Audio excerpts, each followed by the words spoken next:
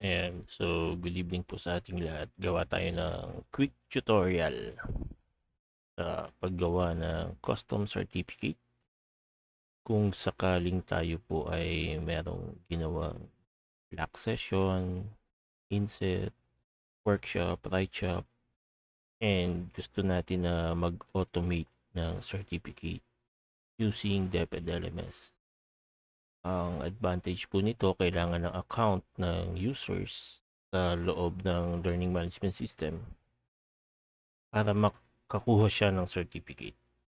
So, pwede yung katulad ng ginagawa namin before sa virtual insets na kailangan muna niyang makapasa sa assessment or makapagpasa ng requirements or ng output sa mga workshops before sila makakuha ng certificate. Okay, so open natin ang professional development. Punta tayo sa sandbox. So, ito yung mga sample courses before. So, meron tayong 2 ways to create a course na magge-generate ng certificate. First is a full course. So, pwede natin siyang pangalanan na halimbawa, lock session. Halimbawa lang naman to. Then yung school. So, halimbawa, Kalumpang Integrated National High School, CINHS.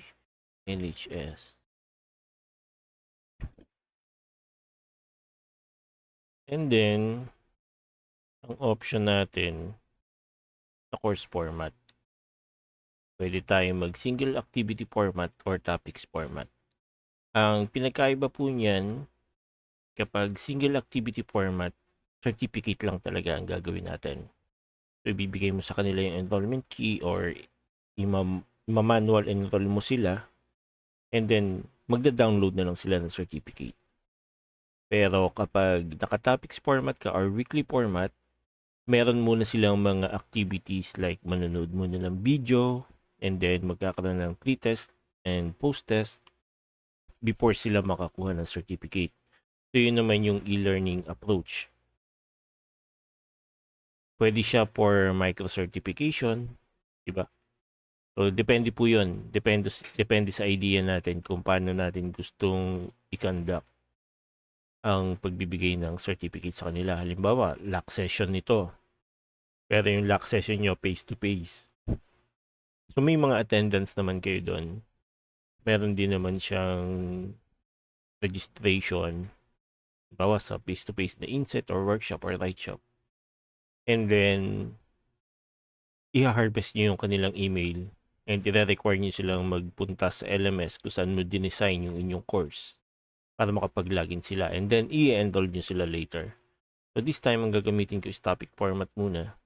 Then, mamaya natin balikan si single activity format. So, simple lang siya. Gawin natin siyang dalawang section. For the appearance, hindi na ako maglalagay ng announcement. Files and uploads, and so on. Hindi na ako maglalagay dyan para mabilis lang tayo. Save and display. So, once na na-save and display mo siya, papasok na siya dito sa participants.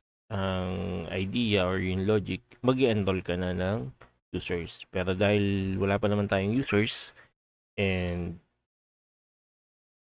priority natin is design muna natin yung course, pwede nating puntahan muna itong title na to.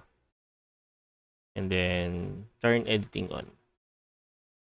Kapag na-click mo na yung turn editing on, ibig sabihin pwede ka na mag-add ng activities. So, pwedeng halimbawa dito yung requirements, prerequisite. Halimbawa lang yan. And then dito yung certificate. So, sa prerequisite, pwede kang mag-add dito ng mga videos, assignments, quiz. Yan. Ayun po yung mga activities and resources natin.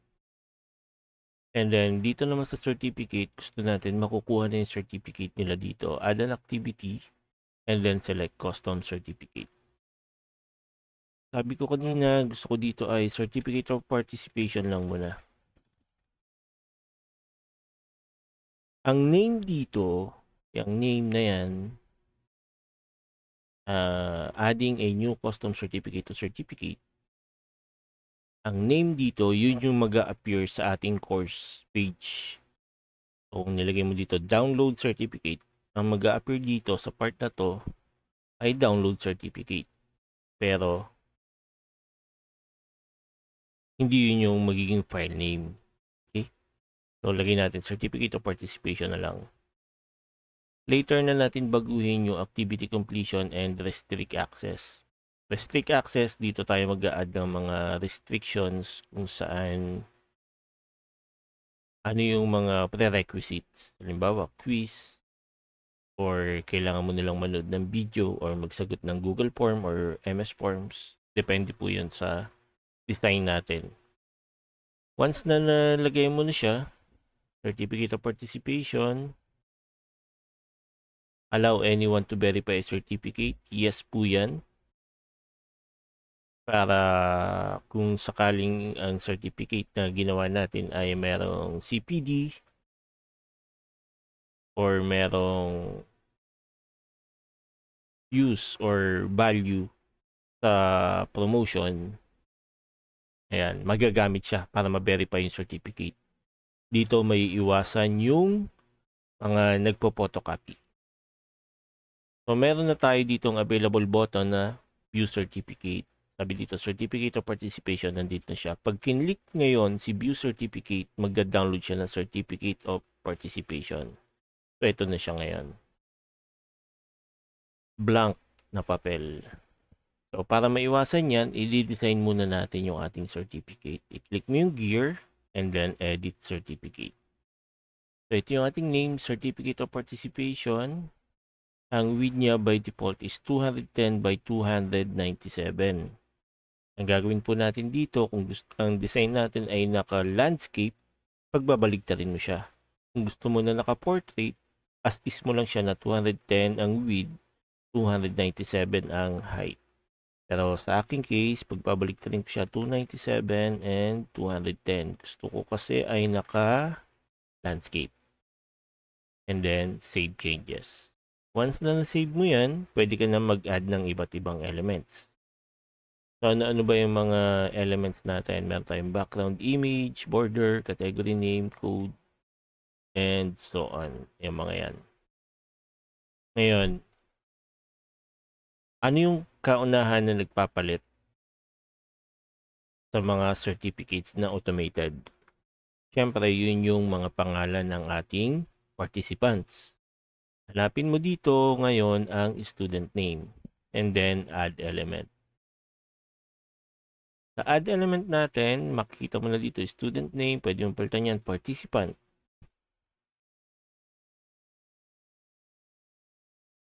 Font, Times New Roman, ayan yung mga pagpipilian natin, pwedeng pagpilian. So, ang pinipili ko na lang dito is Times New Roman. And then, ang size na default ko ay 30. Kung gusto mong palitan ng color, pwede mo rin siyang palitan. With 0, reference point location is center, and then save changes. So, meron ka ng pangalan. Tingnan natin. Pwede mong i-click si reposition elements para makita mo meron na siyang pangalan. Ito na. And then save and close. Ano pa ang kulang natin? QR code. Add tayo ng QR code. Before, ang ginagawa natin ay nag-a-add tayo ng image and then ginagawa natin ng generic na URL. QR code, itong URL na to. Yung verification site niya. This time, pwede naman natin gamitin yung QR code para hindi na tayo maglalagay ng code mismo. QR code na lang. So, add element. Ang default ko dito is 30 by 30 para makita natin mamaya ang difference. And then, nagdoble siya. Tignan natin kung 30 by 30 pa rin siya, save. And then, reposition elements. So, ito yung 30 natin. Save and close. Ngayon, gusto nyong lagyan bawat element na certificate. Yan, dun yung logo, header, footer, date. Yan, pwede natin siyang lagyan ng date. Pero pakita ko muna sa inyo yung aking ginawa or na-generate kay ChatGPT. Yan. Sinimplihan ko na lang. Certificate of participation, this is to certify that. Ito, ganyan, ganyan. The certificate is system generated and does not require a signature. To validate the certificate, please scan the QR code provided. So, kaya kung napansin nyo kanina, nilagay ko agad sa kanan. So, may space siya. Ngayon, paano natin to gagamitin? Gagamitin natin siya dito sa background image. Select mo lang background image and then add element. Hanapin mo yung na-download mo and then upload. Ito siya. Hindi mo pa siya masiselect dito. Mag-download image pa siya kasi hindi mo pa nasa-save yung in-upload mo. Save mo muna siya. And then, make sure meron ka na ditong background image. I-click mo yung gear. And then, select yung image natin na na-upload. Ito na siya. And then, save changes. Now, you can check yung arrangement ng tatlong elements na nilagay natin. So, meron na tayong student name, QR code, and background image. I-click mo yung reposition elements if tama ba yung positioning mo. Ano pong napapansin natin? Nawala si QR code, nawala din yung pangalan. Anong ibig sabihin nun? Save and close. Yung background image, kailangan mailagay siya sa top. Yan, lagyan natin sa top. Ibig sabihin, ito yung pinaka-ilalim, next element, and then next element. Kapag nag-reposition elements ka ngayon, eto na siya. So, you can align yung pinaka-center niya, and then QR code dito. And then save and close. Anong itsura niya ngayon kapag na-download as PDF? Save, changes, and preview. Magda-download na siya ng ating certificate. And then you can scan the QR code. Pero ito, dahil ako yung course creator, hindi nyo may scan tong QR code. Hindi siya okay. So, i-back ko lang siya. Balikan natin yung course. Ito na siya. So, meron tayong certificate of participation. Pag tinignan natin ngayon dito, save changes, view certificate, magda-download ulit siya ng certificate ko. And ganun lang po siya kasimple. Okay? So again, if gusto nyong balikan yung mga settings, meron tayo sa ating mga previous tutorials po kung ano yung mga nilalagay sa settings ng certificate. So edit settings, pwede mo lang baguhin dito yung activity completion, restrict access. Ano ba yung mga restrict access? Halimbawa, gusto mo sa date, gusto mo ay sa July 20 pa sila makakakuha up to until when? July 30, 2025. And then, save and return to course. Makikita nyo ngayon siya, nag-gray na siya and not available unless it's on or after July 2025 and it is before the end of July 29. Diba? So, yun lamang po and happy editing. Oh, by the way, sa mga nagnanais mag-utilize ng ating LMS sa inyong mga certifications, pwede nyong puntahan ng professional development and then sandbox, makakapag-create kayo dito ng course. Kung gusto nyo na nakalagay sa inyong schools, ayan, contact nyo lang po ang inyong schools division IT officers para mabigyan kayo ng access sa inyong school level category. Ayan. So, marami po kayong mapupuntahan dito. Pwede rin kayong gumamit o gumawa ng mga e-learning courses po ninyo sa loob ng ating learning management system. So, yun lamang po and happy editing.